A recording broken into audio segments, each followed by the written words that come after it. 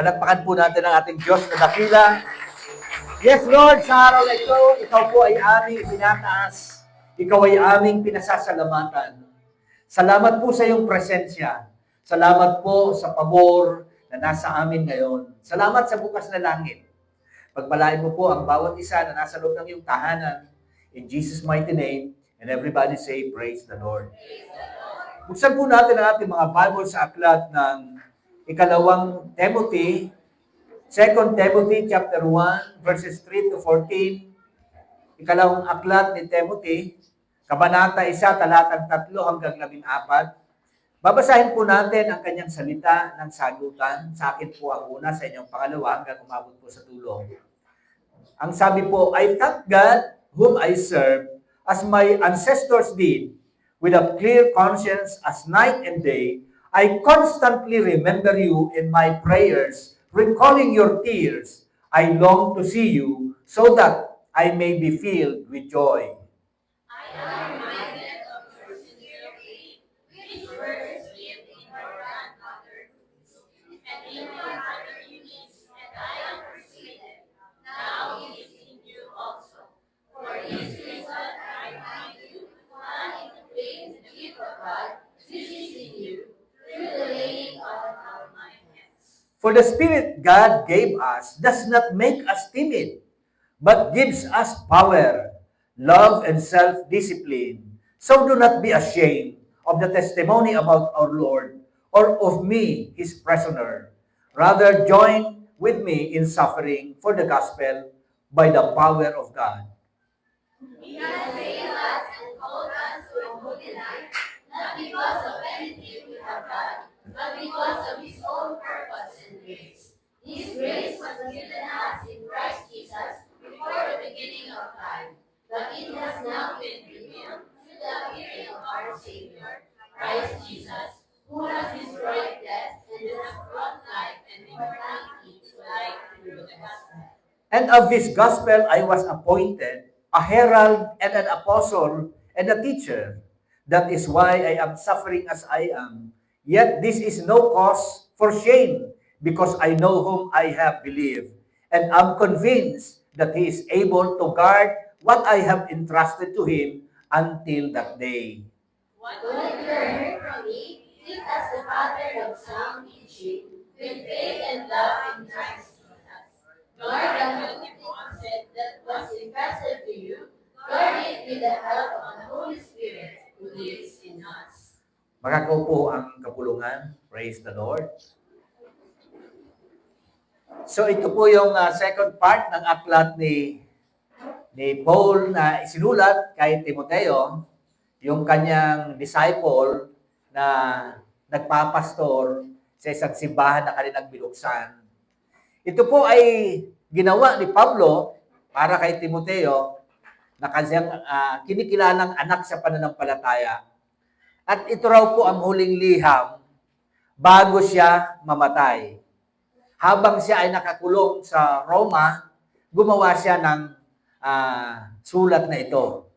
At siya ay pagkatapos ng mga sinulat ni Pablo sa lahat ng mga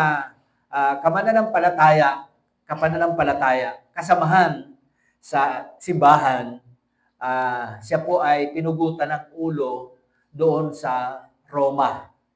At siya po ay hindi pinayagang ipako sa krus dahil si Apostol Pablo po ay isang Roman citizen. Bawal po sa isang syudadano kang Roma na ipako sa krus. Yan po ang kanilang pabor o kaya kultura, sapagkat ang pagpako sa krus ay pinakamababa. Ang kanyang paksa dito sa aklat na ito ay pagpapatibay sa pananampalataya at katapangan. Sabihin mo sa katain mo, maging matapang ka. Hinahangad ni Pablo na patatagin si Timoteo upang maging tapat sa kanyang paglilingkod sa Diyos kahit may panganib, kahit may paghihirap. Normal na sa ministry na sometimes we experience, mga kapatid, yung paghihirap, suffering. Sometimes merong mga persecution, pero ang lahat ng ito parte ng ating paglilingkod para maranasan natin ang kapangyarihan ng Panginoon. Somebody say, thank you, Lord.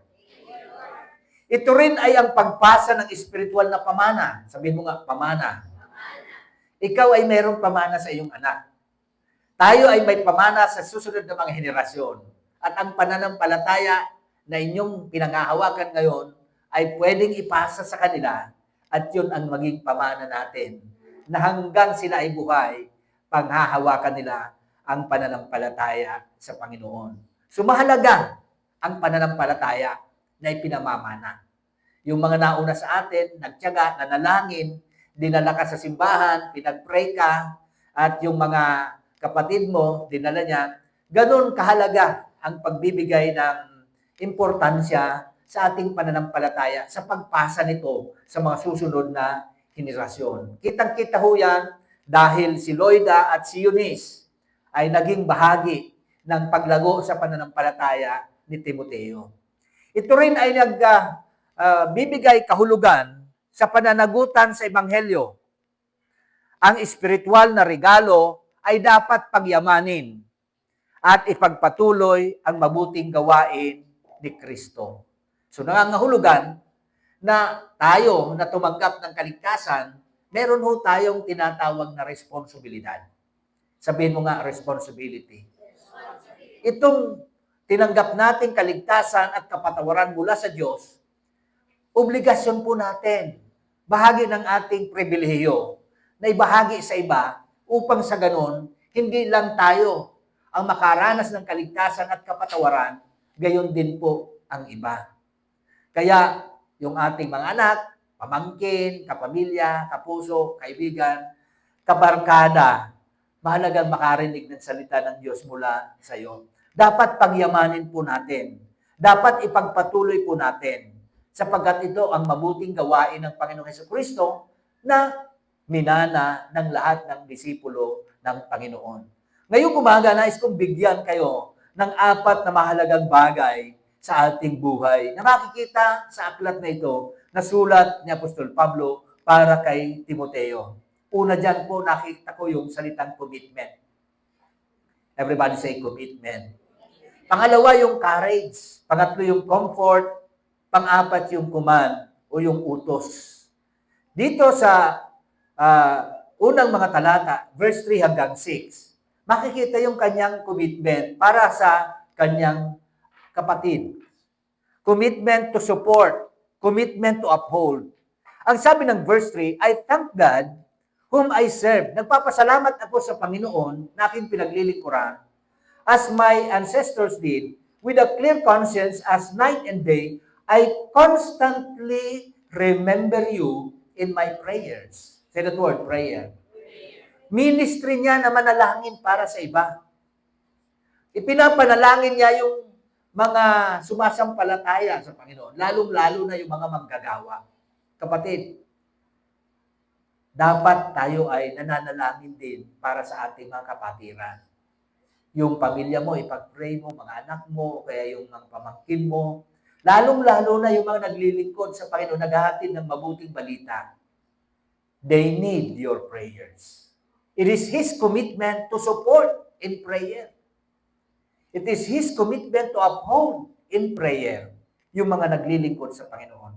Sabi nga sa Tagalog, tuwing inaalala kita sa aking panalangin, araw at gabi. So, hindi lamang araw, hindi lamang gabi.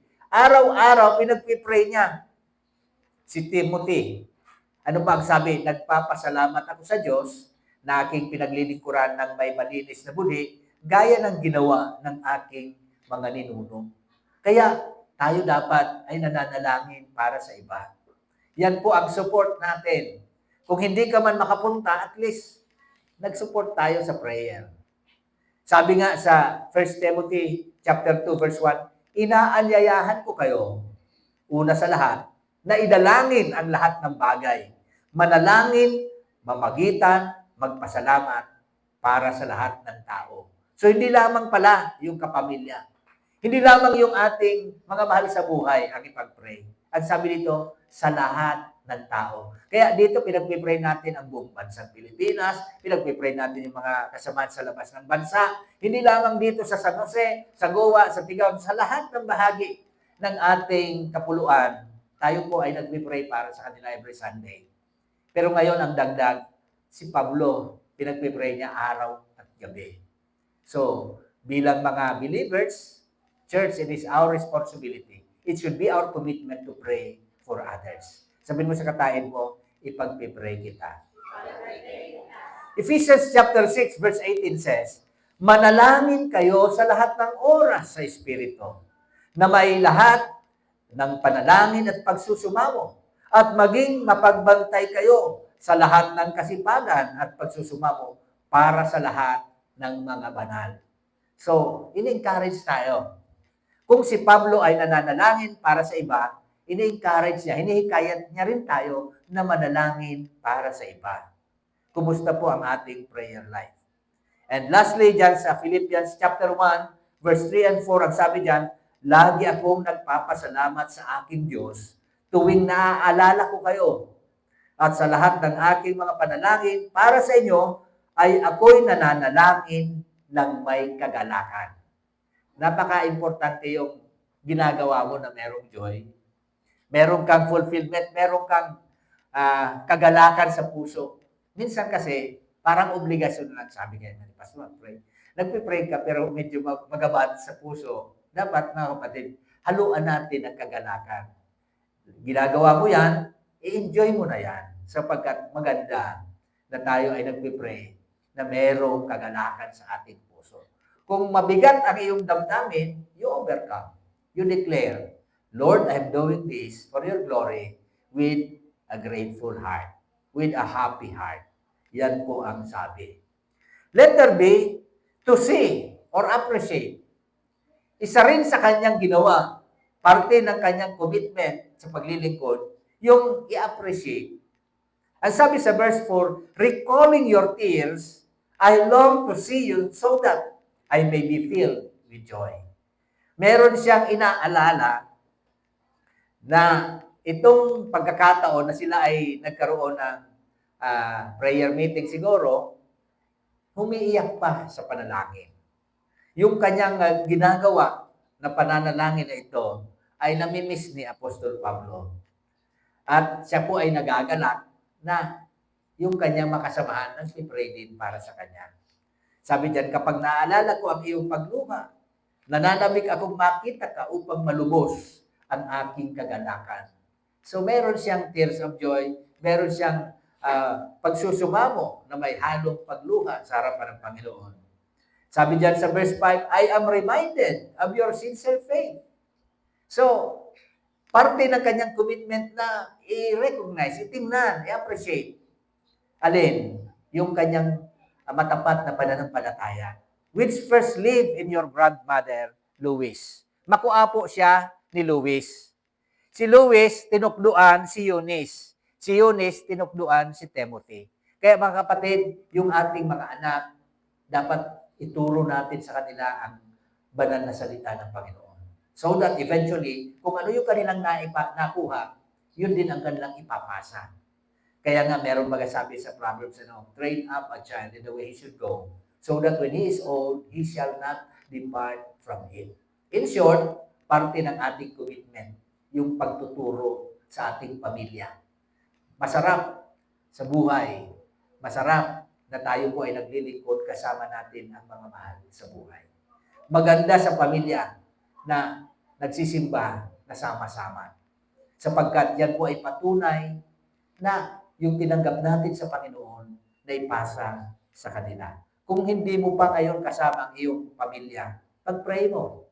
Sapagkat darating ang time, makakakilala rin yan sa Panginoon. Continue to pray. Tiyagaan mo. Sabi sa Acts 16:31, sumampalataya ka sa Panginoong Jesus, maliligtas ka, pati ang iyong pamilya. In other words, kapag ikaw ay tumanggap sa Panginoon, hindi lamang ikaw ang maliligtas.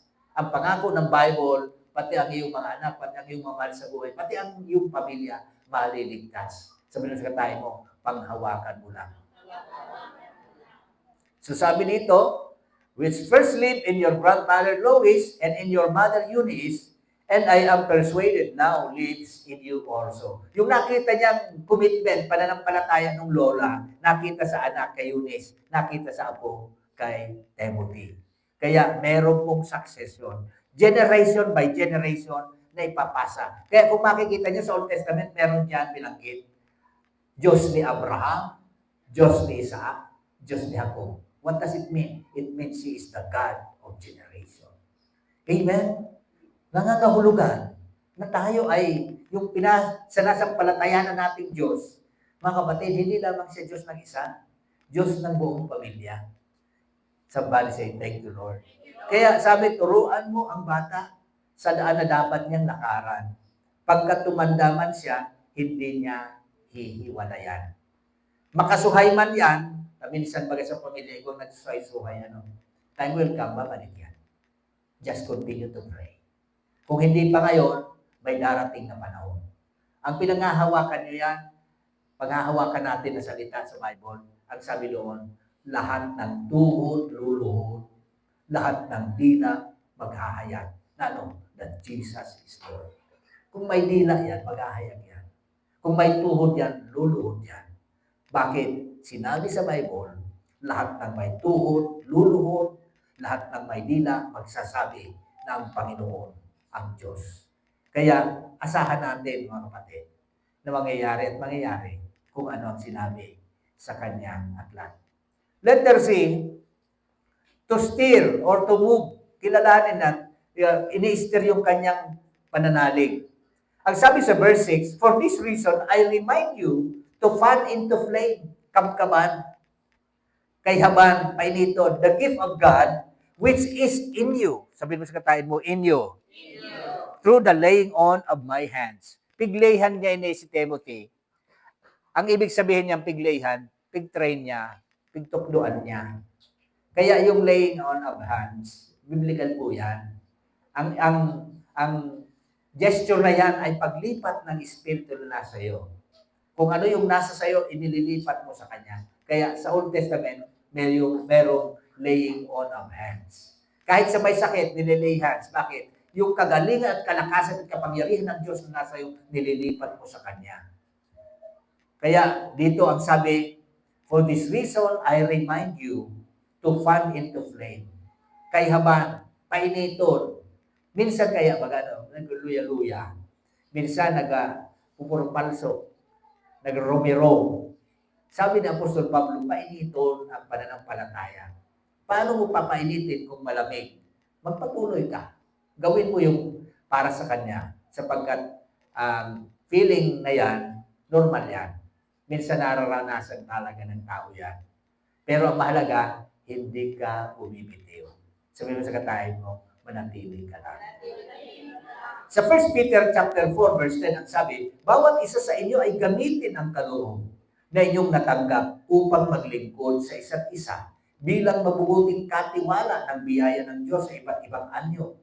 Kung may magsalita na gaya ng masalita ng Diyos. Kung may maglingkod na may lakas na binibigay ng Diyos. Ibig sabihin, tayong lahat ay binigyan ng kaloob ng Panginoon. Ano man ang spiritual giftings na nasa iyo, kapatid, gamitin mo yan sapagkat binigay yan sa iyo ng Panginoon para gamitin sa Kanyang kapurihan. Alam mo ba kung ano ang iyong calling? Alam mo ba kung ano ang iyong ministry? Ang iyong calling at ang iyong ministry ay may kaugnayan sa iyong kakayahan. Kung ano ang iyong ability, kung ano ang iyong anointing, nakakabit po yan. Walang hindi nabigyan. Sabihin mo sa katayin mo, meron kanya. Kaya lang, minsan, hindi natin ma-identify. Kaya ang sabi dito, kamkaman, painiton, gamiton for the glory of God. Sapagkat ang lahat ng tao, sa Matthew 25, kung titingnan natin, binigyan ng Panginoon ng mga talento. At yung talento ay dapat gamitin at para ito ay mag-multiply, i-activate po natin. Kaya kung hindi mo pa alam kung ano ang ministry na binigay sa iyo ng Panginoon, alamin mo kung ano ang iyong ability. Saan ka magaling? Saan ka masaya na ginagawa ang isang bagay for the glory of God? That's your ministry. At ang unang ministry, family. Romans 12:11, huwag ninyong hayaang humina ang inyong sigasig. Manatiling masigasig sa Espiritu na naglilingkod sa Panginoon. Nangangahulugan, minsan, nararamdaman natin na nangihina. Iyon ibig sabing Nagluluya nga sa iyong kusog. Kaya ano ang sabi niya? Huwag ninyong hayaang humina ang inyong sigasig. Maging masigasig ka, kung ikuga-kugakan ka, lalo kang gumibong. Tanganing makounter mo, madaog mo, susugod kang kaiwan. Sabi mo sa katain mo, oo ka. Pero kung ikugakan ka, dahil ka na nagpadagos, nagana siya. Gusto mo magsimba, sabi kang kaiwan, dahil ka magsimba, may mga labahan dyan. Ikaw man, nagpadaog ka, naglaba ka na, nadaog ka. Kaya dapat, pag nadaog mo ito na, dahil ka magsimba, may labahan, magsimba ka lugod. Because that is a signal na yung ginagawa ng kaaway, nilalayo ka sa Panginoon. Madali naman ma-identify kung sa Lord yan o hindi. Kung it will glorify the name of the Lord, gawin mo yan. If hindi yan mag-glorify ang pangalan ng Panginoon, hindi siya Panginoon yan. Whether you eat or drink or whatever you do it all for the glory of God. Colossians 3:23, anuman ang inyong ginagawa, gawin ninyo ito ng buong puso na parang sa Panginoon kayo naglilingkod at hindi para sa tao. By that, you are serving the Lord. Kung ikaw ay ginagawa mo isang bagay to glorify the name of the Lord, that is part of your service to the Lord. Sabi nga ng iba, service to people is service to God. Totoo naman. Pero ang alam po natin, lahat ginagawa for the greater glory of the Lord. Yung commitment mo, yung paglilingkod mo, yung pag-pray mo, lahat po yan mga kapatid, may punto sa langit. Sabi nga ni Oswald, prayer does not fit us for the greater work. Prayer is the greater work. Kaya lagi tayong manalangin. Pray without ceasing. Let us become part of your commitment to pray for others, to pray for your family, and to pray for the ministry. Pangalawa, aside from the commitment na nakikita ko doon sa sulat ni Apostol Pablo, nakita ko rin yung salitang courage. Power. Alam naman natin na ang courage is not the absence of fear. Kahit na may takot ka, pwedeng matapag ka pa rin. Because courage is not the absence of fear, but the ability to move in spite of fear. Kahit na may takot sa iyong puso, nagpapatuloy ka pa rin. Dahil yan ang tunay na kahulugan ng katapangan. Minsan baga takot ka, takot kang mahulog dyan, takot kang mag-fail sa sarong bagay. Pero in spite, nagpapatuloy ka pa rin, yan ang tunay na courage. Lahat naman tayo nakakaranas niyan. At ang courage na ito, sinasabi ng banal kasulatan, it is from God. Galing sa Panginoon ang tapang. Galing sa Panginoon ang tibay. Sabi sa verse 7, for the Spirit God gave us does not make us timid, but gives us power, gives us love, gives us self-discipline.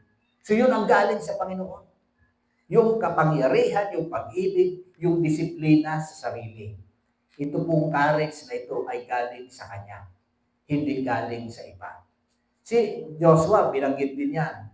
1:9 ang sabi, hindi ba iniutos ko sa iyo? Magpakatatag ka at magpakalakas. Huwag kang matakot at huwag kang manghina, sapagkat ang Panginoon mong Diyos ay kasama mo saan ka man magtungo.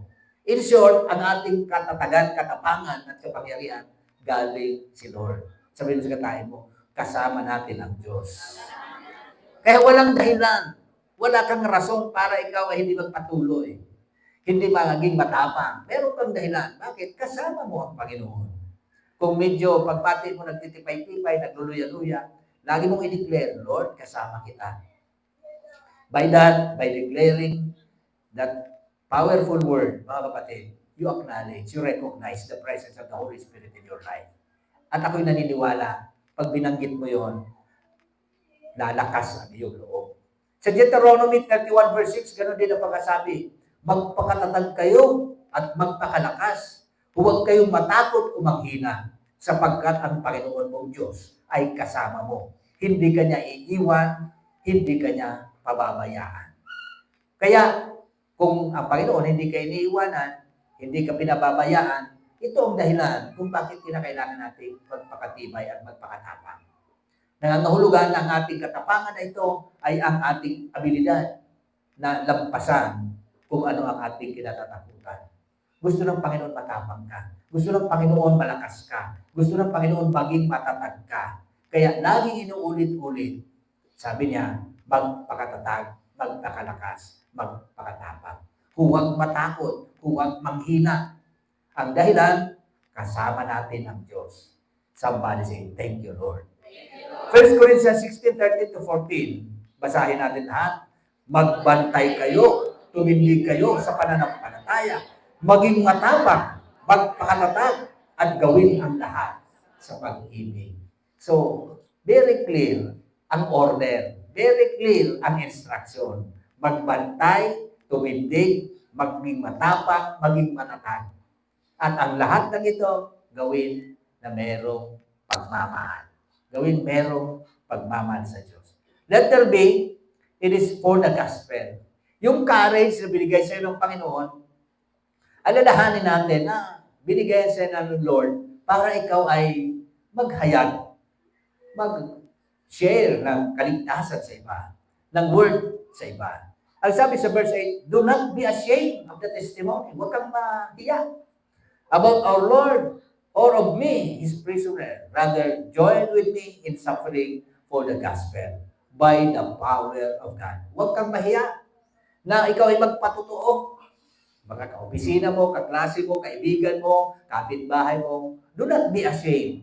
Minsan, tayo ay natakot, minsan tayo ay nahihiya.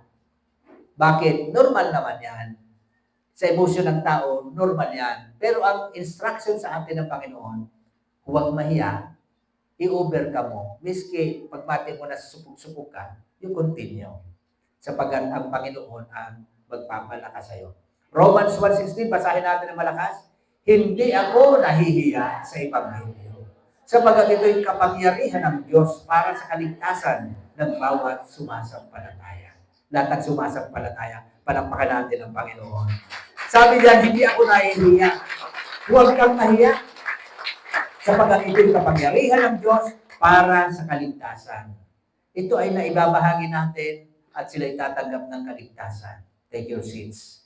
Bawat isa na sumasampalataya, inuutusan, sinasabihan ang salita ng Diyos na huwag mahiya dahil sa Ebanghelyo. Ibig sabihin, kung medyo nasusupok-supok ka, i-overcome mo na sana. Isurat mo, o kaya i-post mo. By that, you're sharing the word. You're sharing salvation sa iba. Matthew 28, bilanggit, humayaw kayo at gawin ninyong alagad ang lahat ng mga bansa. So, ito hindi lamang para sa isa. Hindi lamang para sa pastor. Hindi lamang sa worker. Lahat po tayo sinasabihan ng salita ng Panginoon na magbahagi ng Ebanghelyo. Ano man ang iyong tinanggap, ibigay mo sa iba. You cannot give what you do not have. Kung wala kang ibinibigay, it is because wala ka pang na-acquire. Kaya kinakailangan yung tinanggap natin, ibahagi natin sa iba para sila rin ay maligtas at makatanggap ng biyaya galing sa Panginoon. Acts 1:8 ang sabi ng Bible, subalit tatanggap kayo ng kapangyarihan. Everybody say kapangyarihan. Pagbaba sa inyo ng Espiritu Santo, kayo'y magiging mga saksi ko sa Jerusalem, sa buong Judea, at sa Samaria, at sa dulo ng daigdig. So merong kapangyarihan kasi.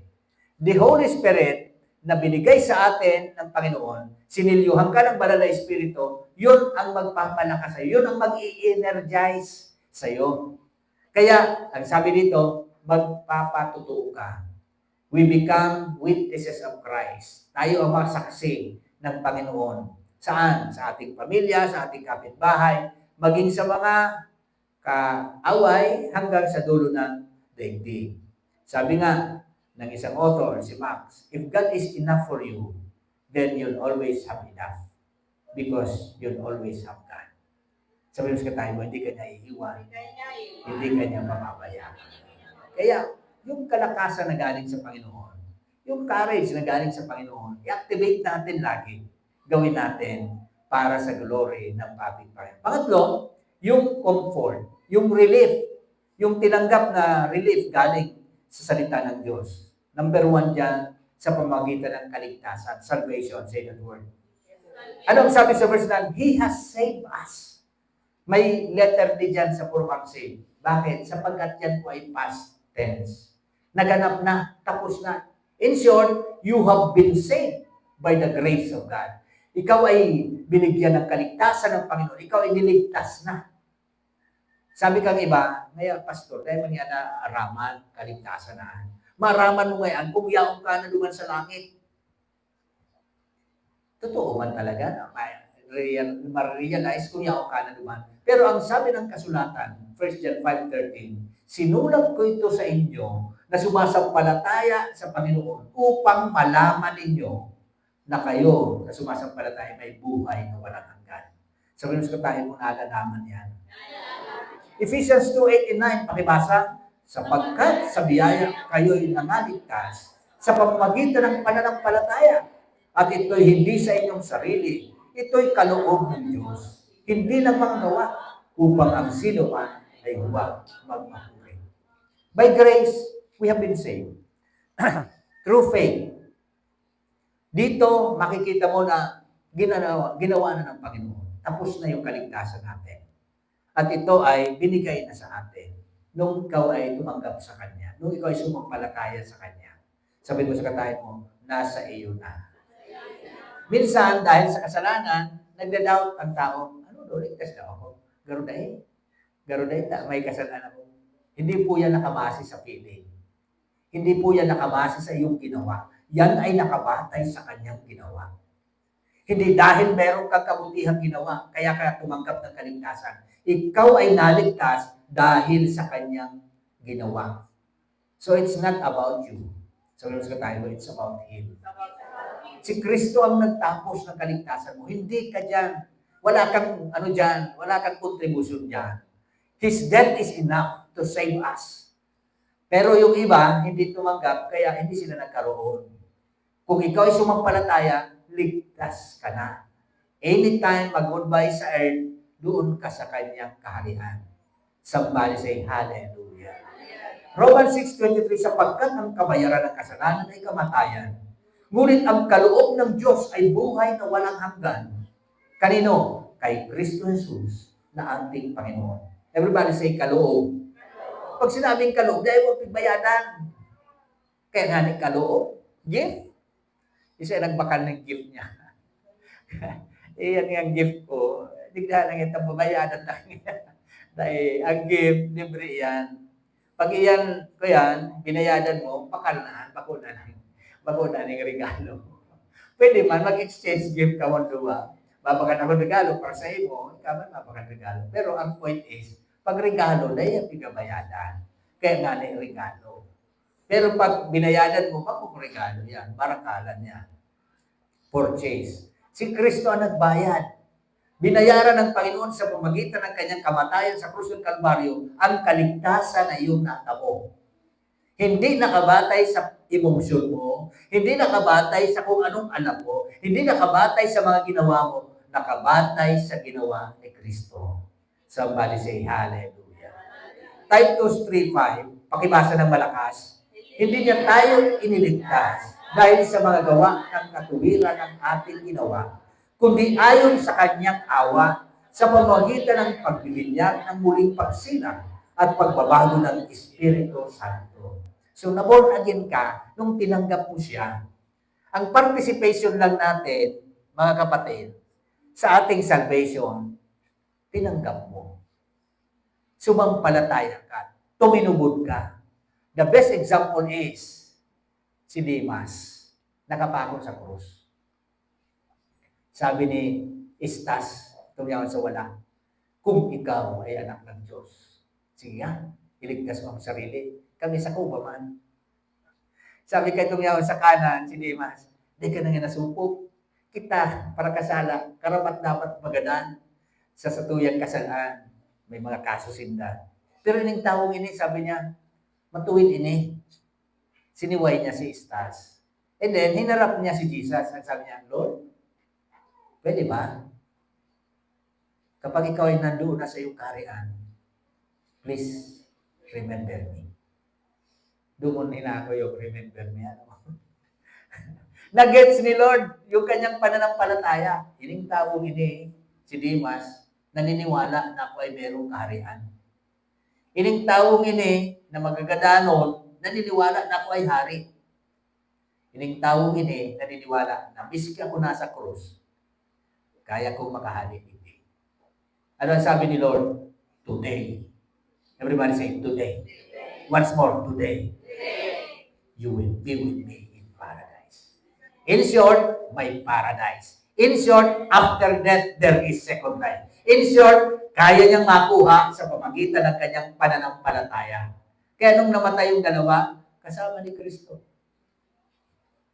Sabi mo sa katayan mo, regalo. Binigay niya ang kanyang buhay bilang handog. Kaya nga, meron tayong preaching dito, the given. Siya yung binigay ng Ama. Para kanino? Para sa'yo. Para sa katayan mo. Not for the righteous, but for the sinners. At kung ikaw tinatanggap kung ikaw ay may kasalanan, ikaw ang hinanap niyan. Ikaw ang pinuntahan niyan. Ikaw ang binibigyan niyan. All we have to do is to believe. Everybody say, I believe. Malakas na palakpak sa Diyos na makapangyarihan. Amen, amen. Thank you, Fitz. Romans 5:8, pakibasa. Pinapakita ng Diyos ang kanyang pag-ibig sa atin habang tayo'y makasalanan pa, namatay si Kristo para sa atin. Kaya yung mga tao nagsasabing righteous sila, mga self-righteous, mayo niya kung sana, ako ngaya, tulol ngaya ako. Ang sabi sa Bible, si Kristo namatay para sa makasalanan. Hinanap niya yung may sakit, tayo yun. Sakit na kanser ng kasalanan, hinanap ni Kristo. Tayo yun. Tayo yung puntirya niya. Yung mga tao na mayo ning sukat, mayong kakayahan, mayo ning kabanalan. Isinare niya sa atin ang kaligtasan. Pangalawa, through sanctification. Say that word, sanctification. Ibig sabihin yan, mga kapatid, tayo ay binanal. We become righteousness of God in Christ Jesus. Sanctified. Ang sancti, santo. Yan. Yan halin sa santo. Sanctified. Ibig sabihin niya, binanal. Pag sinabing binanal, dati hindi banal. Makasalanan na. Pero, dahil kay Kristo, siya ay naging banal. Kaya, ang sabi sa Bible, we become the righteousness of God in Christ Jesus. We have been sanctified by the power of the Holy Spirit. By the blood of Jesus, we have been justified. As if walang kasalanan.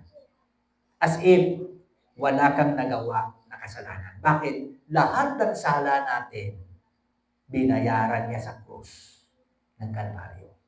Pag ito naunawaan mo at ito'y naisa puso mo, the more na mamahalin mo ang Panginoon. Buhay niya, binigay niya sa'yo upang ikaw ay magkaroon ng buhay na matuwid. Yung kanyang langit, iniwanan niya upang ikaw na tagalupa ay makaranas ng kanyang langit. Ikaw na anak ng kasalanan, anak ng Diablo, sabi sa John 8:44, pinuntahan ng anak ng Diyos para ikaw ay gawin niyang anak ng Diyos. Somebody say, thank you, Lord. Thessalonians 2:13, ngunit kami ay narapat magpasalamat sa Diyos dahil sa inyo, mga kapatid, na minamahal ng Panginoon sapagkat hiniram kayo ng Diyos mula sa pasimula para sa kaligtasan sa pamagitan ng pagsasabanal, pagpapabanal ng Espiritu at pananampalataya sa katotohanan. You have been sanctified. At yung sanctification, it's not your work. Wala kang participation dyan. Ang ating participation dyan, tinubod mo. Nagtubod ka lang. Ang participation natin, yung tinanggap lang natin. Yun lang. Yung sanctification, yung salvation, justification, glorification, lahat kay Lord yan. Gagawin niya sa'yo, ginawa niya sa'yo. Kaya dapat nating pasalamatan ang Panginoon. Somebody say, thank you, Jesus. Pinili ka ng Panginoon, hindi ikaw ang pumili sa Kanya. 1 John 2:27, tungkol naman sa inyo, ang banal na Espiritong ipinagkaloob sa inyo ni Kristo ay nananatili sa inyo at siya ang magtuturo sa inyo ng lahat ng bagay. Through the power of the Holy Spirit, the sanctifying anointing of the Holy Spirit na binigay sa inyo, it will continue to abide with us. Kaya, kung ikaw ay merong ginagawa, you always acknowledge the presence of the Holy Spirit. You always acknowledge the presence of God in your life. Sapagkat ang Panginoon kasama mo, hindi kanya iniiwanan, hindi kanya pinababayaan. Nagirumduman ko sa isang istorya kang sa Christian.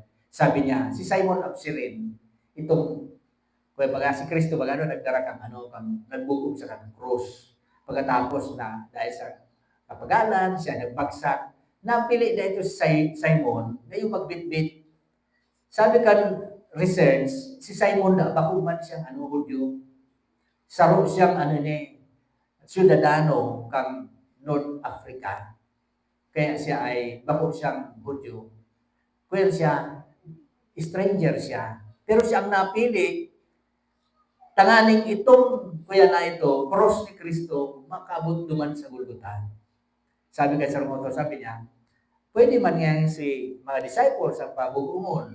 O kaya nga si Bartimaeus nga ang magbugong kito. Pwede kung si Isay na mga lepers na pinarahay ni Lord. Ano na si Simon pa? Ang sabi niya, sabi kang preacher na ini, si Simon na pili na maging parte kay itong momentos na history sa buhay. Tanganing siya maghayag kan sa katotohanan. Anong katotohanan? Na hanggang mo niyan, dahil siya ang pinili na magbukong kang krus ni Kristo, parte siya kang kasaysayan. Dawa siya bako siyang Hudyo, saro siyang stranger duman sa lugar nito, dahil siya ang pinili, naging siyang parte kang kasaysayan na pinag-aaradalan sa banal na kasulatan. In fact, sa ibang mga faith, ginawa ini si Simon na santo. Saint Simon of Cyrene. Kaya, kinilala siya. Pero anong point doon? Ang point is that kapag ikaw ay pinili ng Panginoon, mga kapatid, you will become a part of the story of the Lord. Na kapag ikaw ay na-appoint, napili, dawa no ika, bako kang kalahi, magkakaigwa kang parte sa iyang kasaysayan. And I believe, tayong lahat itikalahin ng Panginoon. We are Gentiles. Pero in spite that we are Gentiles, tayo ay pinili ng Panginoon. Kahit na tayo ay makasalanan, pinili ng Panginoon upang ikaw ay bigyan ng kaligtasan, bigyan ka ng katuwiran, bigyan ka niya ng buhay na walang hanggan. Palakpakan natin ang Panginoon.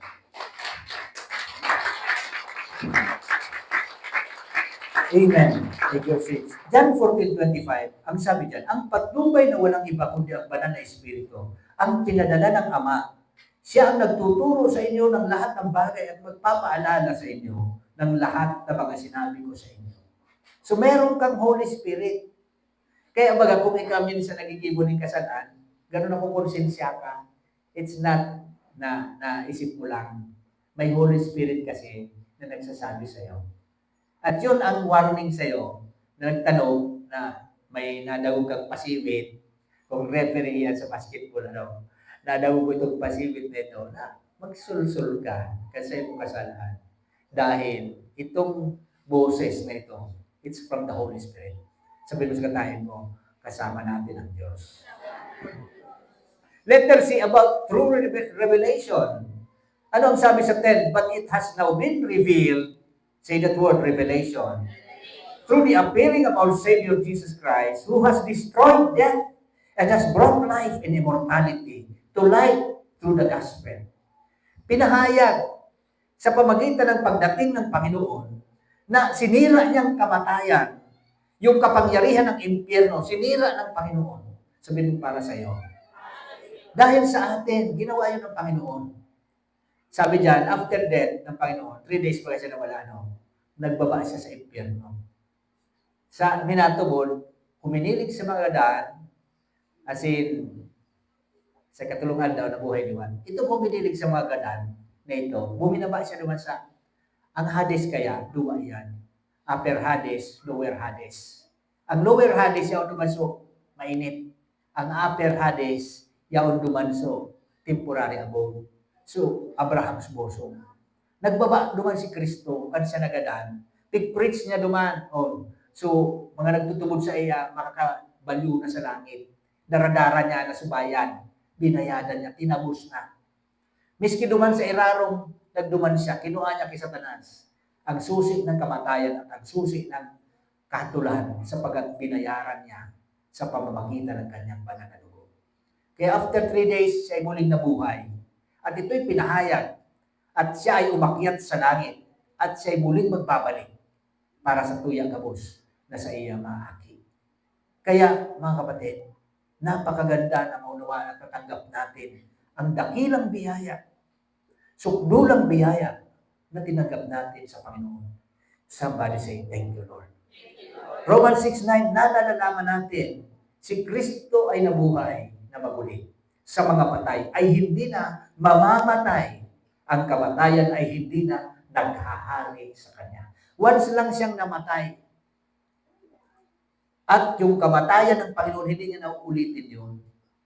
Sapagat yun ang bayad niya sa sala ng katabi mo at sa sala mo. Somebody say, thank you, Jesus. Corinthians 15:54-55, kapag ang nauubos na ito'y isinusuot ng hindi nauubos, yung physical na body, at ang namamatay na ito'y isinusuot ng hindi namamatay, at mangyayari ang nasusulat, natupok na ang kamatayan sa tagumpay. Saan na ang iyong tagumpay o kamatayan? Saan na ang iyong sipo? Wala na ang sting, yung death. Bakit? After death, na mamatay ang taong sumasampalataya, meron siyang buhay na walang hanggan. Kaya nga ang sabi ng Panginoon, ako ang buhay at ang muling pagkabuhay. Sino man ang sumasampalataya sa akin kahit mamatay, ay muling mabubuhay. Somebody say hallelujah.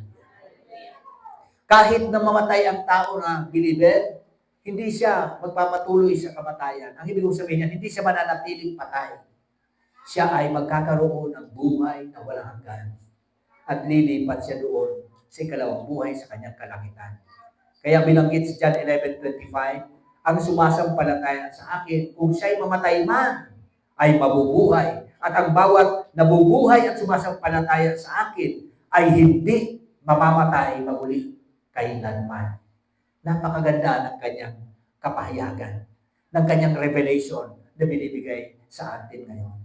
Letter D, through selection, merong pinili. Verse 11 ang sabi, and of this gospel I was appointed. See that word, appointment. A herald and an apostle and a teacher. He acknowledges himself that he was appointed by God. Herald, ibig sabihin siya tagadala ng balita. Ibig sabihin ng apostle, sinugo. Hindi lamang sinugo, tagaturo, teacher. Kaya mga kapatid, tayo ay pinili ng Panginoon upang tayo ay maglingkod sa Kanya. Maaaring ikaw ay teacher, maaaring ikaw ay tagapagbalita, evangelist, maaaring ikaw ay taga-follow up, maaaring ikaw ay sinugo niya upang mag-manage. Lahat po ito ay binigay sa atin ng Panginoon sapagkat ikaw ay sinugo at sinilek ng Panginoon. Out of millions, tirang milyon ang Pilipino, 117 million, kasama ka sa pinili ng Panginoon. Somebody say, thank you, Lord. 1 Timothy chapter 2, verse 7, na dito'y itinalaga ako na tagapangaral at apostol, sinasabi ko ang katotohanan, hindi ako nagsisinungaling, guro sa mga hintil, sa pananampalataya at katotohanan. Kaya tayo ay pinili ng Panginoon, itinalaga. You have been chosen out of millions Filipinos. Hallelujah. Ephesians 1:4, pakibasa.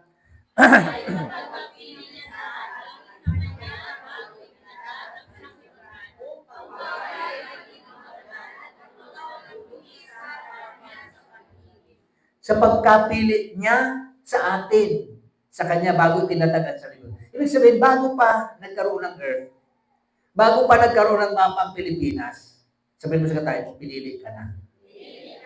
Para ano? Para maging banal. Para ano? Para maging walang dungis sa harapan niya sa pag-ibig. Kaya mga kapatid, napakaganda nating maunawaan at paniwalaan na talagang ang pagpili sa iyo ng Panginoon, He made it intentional.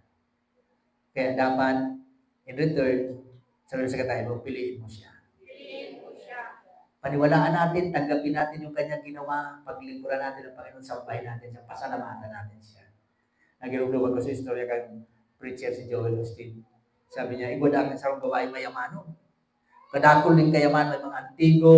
Pagkatapos, ang sa iyang ginibot, kuya na siya, kumbaga sa ninyo, may naman yung tagapagmana.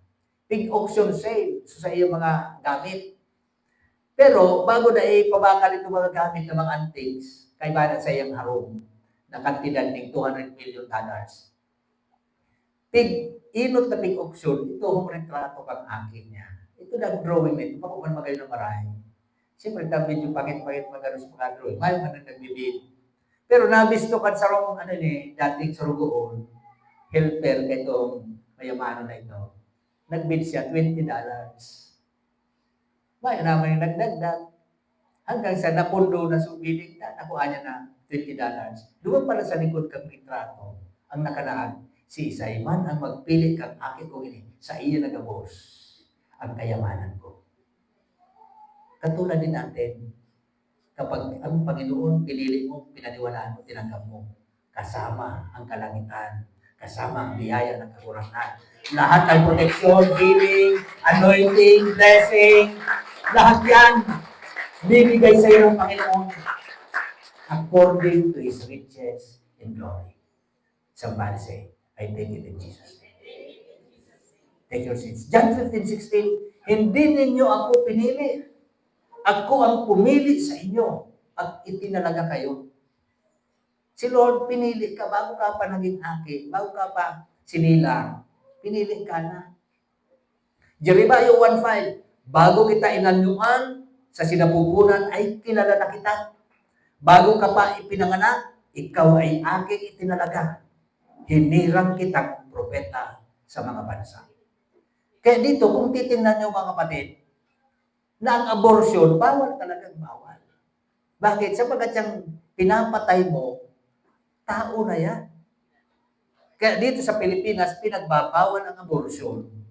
Sa ibang bansa, kinikilala ang abortion. Ang dahilan, bago pa isilang ang batang yan, meron na yung kasaysayan sa kanyang harapan. Katulad ni Jeremiah, bago pa siya pinanganak, pinili na siya ng Panginoon. Bago pa siya isinilang, itinalaga na, inappoint na siya ng Panginoon. Sabi mo sa katayin mo, inappoint ka na ni Lord. Maring naghihintay ka ng permanent appointment, pero sinasabi ko sa iyo, you have been appointed by the Lord, by the kingdom of heaven. Amen? Somebody say, thank you, Jesus. Kaya nga, sabi ng isang author, grace is when you get the good things you don't deserve.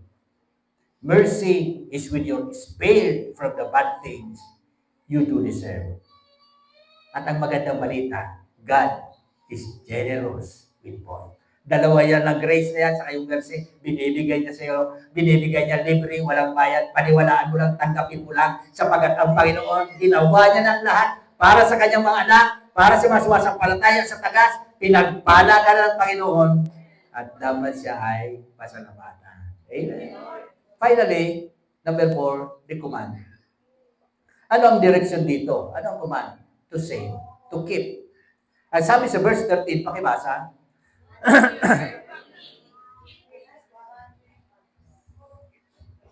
what you heard from me, keep as the pattern of sound teaching with faith and love in Christ Jesus. Yung narinig mo sa akin, keep it, save it. Garo mo itong nag-brown out, maringaling, na-save mo. Susay mong pick the time. Yan, i-save mo, you keep it. Kung ano ang tinanggap mo ngayon, kung ano ang pinaniwalaan mo ngayon, kung ano ang nabasa mo, kung ano ang nireveal sa'yo ng Panginoon, keep it in your heart. Miski, pagmati mo, kontra ka. Dahil mo sa pagkontra mo, dahil mo sa pag-declare. Saray mo sa self, ilag mo sa na dyan. Time will come, you will understand. Time will come, it will be realized. At sasabihin mo na lang, ito pala yun. Later on. Amen? 2 Timothy 3:14-15, pakibasa. Ngunit, manatili ka sa mga bagay na iyong natutunan at pinaniniwalaan mo ang lubos. Sapagat alam mo kung mula kanino mo ito natutunan at mula ang pagkabata pa ay pamilyar ka sa banal na kasulatan. Kaya napaka-importante yung Sunday School. Mga aki, nag-attend Sunday School, maganda yan. Ito natutunan niya mula sa kanyang pagkabata Bakit? Nag-a-attend siya ng Sunday School. Nag-a-attend siya ng Bible study. Naririnig niya sa kanyang lola. Naririnig niya sa kanyang anak. Kaya yung anak mo, turuan mo yan. Dawayaw pa sa sinapupunan, nakakada mo na iyan. Amen? 2 Timothy 2:2, pakibasa. Ang mga bagay na iyong narinig mula sa akin sa harap ng maraming saksi ay pagkatiwala ko sa mga taong tapat na makakagawa rin ng pagtuturo sa iba. Sabi mo nga, naririnig.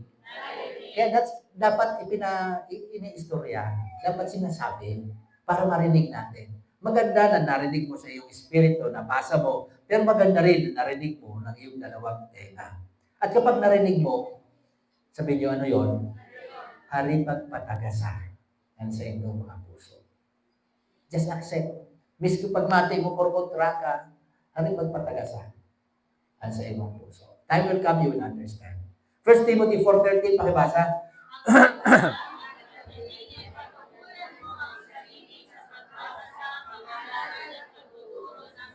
Pagkukulan mo ang sarili. Saan? Sa pagbabasa, pangangaral at pagtuturo sa salita. So maganda nating kunin yon para meron tayong may bigay. Meron kang may pasa. Sapagkat hindi pwede magpasa kung wala kang natanggap. Yung natanggap mo ngayon, ipasa mo sa iyong anak. Timothy 6:20, pakibasa. Timoteo, ingatan mo ang pinagkatiwala sa iyo. We have been commanded to keep it, to save it. Isave mo dyan sa puso mo. Pangalawa, letter B, to safeguard. Not only to save, but to safeguard. Bantayan. Verse 14, pakibasa.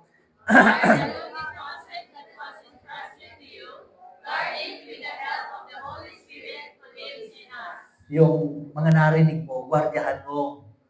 Kasi yung mga naririnig, may mission ang kaaway na yan ay agawin sa'yo. Sa Matthew 13, meron dyan parable of the sower. Habang naghahasik ng seeds, yung farmer, si Jesus Christ yun. Yung mga seeds nahulog sa katuhan, sa tabing daan, sa matabag lupa, sa dawagan. Yung nahulog sa tabing daan, tinuka ng mga ibon. Pagdating doon sa susunod na mga talata, yung ibon, naging demonyo, naging diablo. Ang ministry ng diablo, agawin yung mga salita na narinig mo. Sabihin sa katahin mo, guard. Bantayan mo yan. Bantayan mo yan. Isaray mo, isave mo, and guard. You safeguard the word. Dahil ang misyon ng kaaway, agawin sa iyo yan. Tukain yan ng ibon. Sabihin mo sa katahin mo, huwag mong pabayaan. So, nakadeposito yan sa iyo. Kaya dapat, tayo bilang mga mananampalataya, yung narinig natin, pag dilidilihan mo, pag bulay-bulayan mo, by that, naalala mo, nararamdaman mo so, mga nadawag mo, it will become part of your life. John 14:17, pakibasa, siya ay espiritu ng katotohanan, sapagkat siya'y nananatili sa inyo at sa inyo. Yung pagwardya ng salita na yung nakuha, magkasama natin ang Holy Spirit. Kung minsan nalilingaw-lingawan mo, meron tayong tinatawag na spirit of remembrance. Ang banal na espiritu ang magpapaalala sa inyo. Kaya kung medyo nalingawan ka, nalingaw ko ano ito, you pray, Lord, ano ito? Holy Spirit, tukluan mo ako. And then, the Holy Spirit will activate. Minsan, meron din angel of history. Nagbibigay sa iyo ng mga detalye kung ano ang mga nakakalimutan mo. 1 Timothy 6:20, bantayan mo ang pinagkatiwala sa iyo. Guard, bantayan. Timothy 2:2, ipinagkatiwala sa mga tapat. Sunata ang mo, itaong man sa iba. By passing the word, the revelation, ito na i-present, dahil nawawala. Kaya hanggang ngunyan ang Biblia yaon. Maraming panahon pinagsusunog ang Biblia, pero hindi kaya. Bakit? Merong Holy Spirit. Sino siya? Author ng banal na kasulatan. At ang sabi ng banal na kasulatan, time will come, sabi ng banal na salita ng Diyos. Ang mga sulat na ito, isusulat sa ating mga puso. Hindi na sa mga papel, kundi sa puso. Ang tawag dyan, mga kapatid, revelation. Personal revelation, nakatanim sa iyong puso. At yan ay naging bahagi ng iyong buhay. Sabi sa Thessalonians 3:3, But the Lord is faithful. He will establish you and guard you against the evil one. Matapat ang Panginoon. Babantayan ka niya, sasamahan ka niya. Isasanggalang ka laban sa kaaway. Palakpakan natin siya.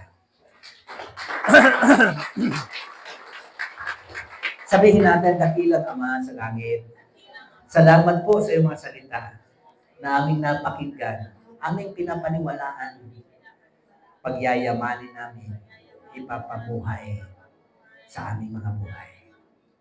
Pagpalain mo po ito sa pangalan ni Jesus. Amen.